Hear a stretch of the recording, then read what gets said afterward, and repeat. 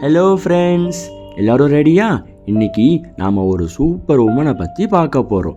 இவங்க கிட்ட பறக்கிறதுக்கு ரெக்கையெல்லாம் கிடையாது. ஆனால் உலகத்தையே அதிர வைக்கிற அளவுக்கு பெரிய மனசும் தைரியமும் இருந்தது. அவங்க பேரு தான் மேரி ஸ்லெசர். வாங்க அவங்க கதைக்குள்ளே போகலாமா?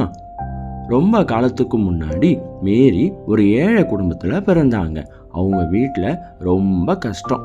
அவங்க அப்பாவுக்கு குடிக்கிற பழக்கம் இருந்ததுனால மேரி தன்னோட 11 வயசுலேயே வேலைக்கு போக வேண்டியதாக இருந்தது. ஒரு பெரிய நூல் மில்லில் காலையில் இருந்து ராத்திரி வரைக்கும் கஷ்டப்பட்டு வேலை செய்வாங்க. ஆனால் அங்கே தான் ஒரு மேஜிக் நடந்தது. மேரி ஒரு கையால் மிஷினை ஓட்டிக்கிட்டு இன்னொரு கையால் புத்தகத்தை படிச்சுட்டு வந்தாங்க.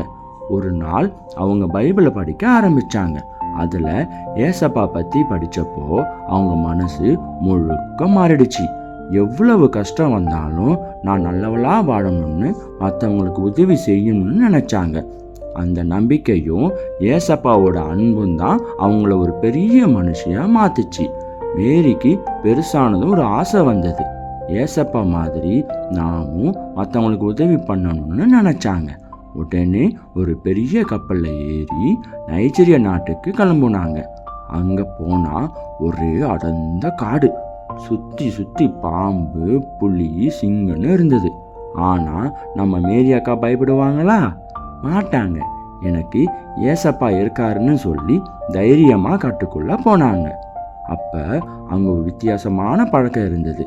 ரெட்டை குழந்தைங்களை பிறந்தா அது கெட்டதுன்னு நினச்சி அந்த பிஞ்சு குழந்தைங்களை காட்டில் விட்டுடுவாங்க.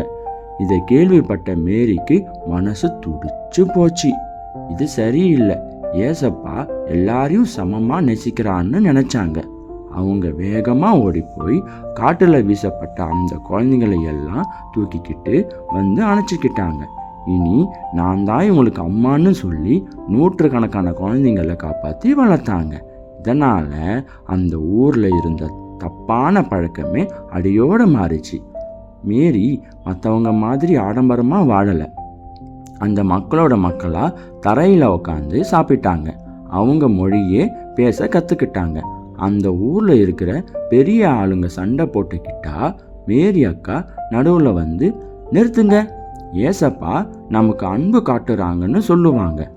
அவங்க சொன்னால் அந்த ஊரே கேட்கும். அந்த அளவுக்கு அவங்க ஒரு நேர்மையான நீதிபதியாக இருந்தாங்க. மக்கள் எல்லாரும் அவங்கள அன்பா வெள்ளை ராணின்னு கூப்பிட ஆரம்பித்தாங்க. குட்டீஸ், மேரி அக்கா எப்பவும் தனியாக இல்லைங்க. அவங்களோட எப்போதும் ஏசப்பா இருந்தாங்க. அதனால தான் காடாக இருந்தாலும் பயம் இல்லை, கஷ்டம் வந்தாலும் கவலை இல்லை.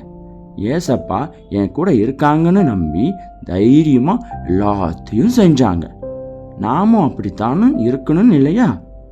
யாராவது அழுதா நாம் ஆறுதல் சொல்லணும். யாராவது உதவி கேட்டால் உடனே ஹெல்ப் பண்ணணும்.